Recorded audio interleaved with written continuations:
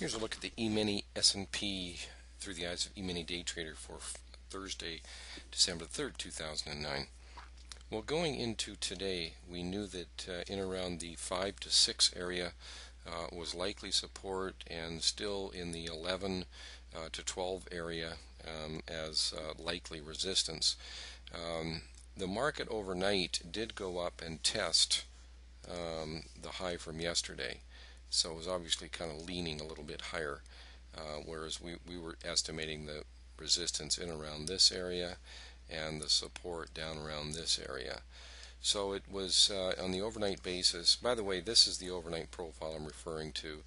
This was today's profile, and this was yesterday's profile. So I always like to take a look at these profiles to get an indication of the condition of the market, so we've got a better handle on our day trades. When I say condition of the market, I'm referring to the day-to-day condition of the market, so we can then drill down in time with our software and place trades in concert with that condition, drilling down in time, of course, to have very precise entries and reducing our risk by maximum amount.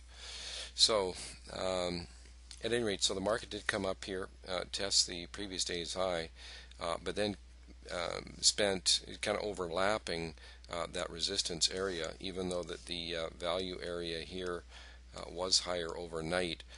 It was still contained within the high from yesterday. So we wanted to see that tested early, and it did occur after the market opened here.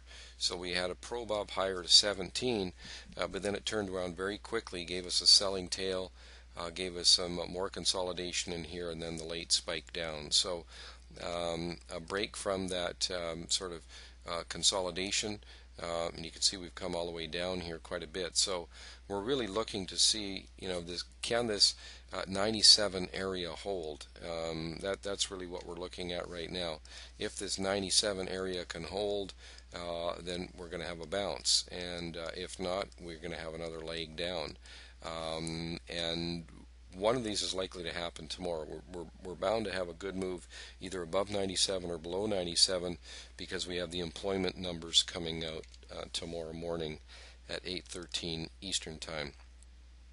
Here's our software here, and the trades that we had today allowed us, at least initially, to get onto the short side, and our first trade was after the market had sold off, and it gave us a bit of a pullback, so we got short in here, reaching our first two objectives. The next trade we had was another short, and that was entered right in about here, but we were a little too aggressive on that, and it would just turn out to be a break even. Didn't fall much, but then we were able to get short here and have a nice move down there. The market continued sideways for the rest of the day. We had no trades in there. We had attempts to get short here and at here, but the market never pulled back for us to get short. So unfortunately, we were not able to take advantage of that swift down move that occurred late in the day. So we ended up with just 3 trades today, 1, 2, and 3. Trade number 1 moved 2 1/4 points in our favor, so reached our first 2 objectives with a break even on the final partial on that, the 1/4 of our position.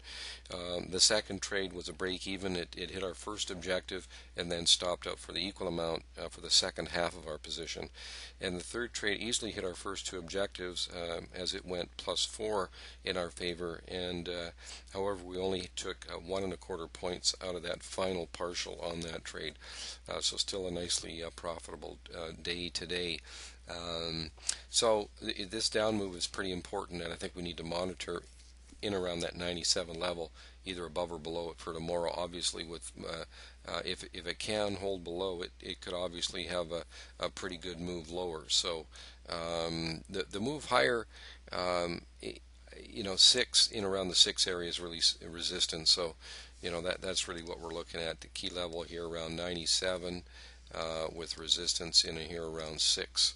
So you can contact us at info@eMiniDayTrader.com. We'd love to hear your questions or comments. Other than that, thank you for taking the time to view this video, and we'll see you again tomorrow.